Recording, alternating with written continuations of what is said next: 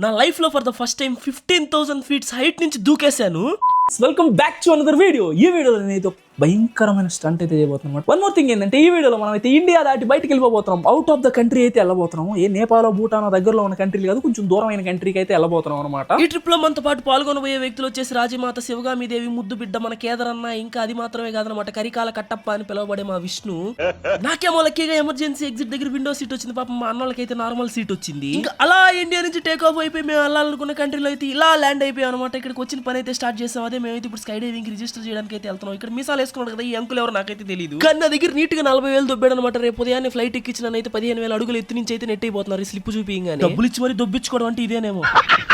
పైన మెడకాడి నుంచి కింద తొడల కింద దాకా నీట్ గా బెల్ట్ లేసి టైట్ గా గట్టి పెట్టారు. ఊపిరి కూడా ఆడట్లేదు. మొత్తం అట్లా బొమ్మలా నిల్చొని పెట్టారు నన్ను డైవింగ్ ముందర. ఏం జరుగుతుందో ఏం అర్థం కావట్లేదు. నా ముందర బొమ్మను లాక్కెళ్ళినట్టు ప్లేన్ లాక్కెళ్తాను. మొత్తం లాంగ్ వీడియో అప్లోడ్ చేసి కింద లింక్ మీద క్లిక్ చేసి ఫుల్ గా ఎంజాయ్ చేసేయండి. Please do like, share, subscribe. ఉంటా బాయ్.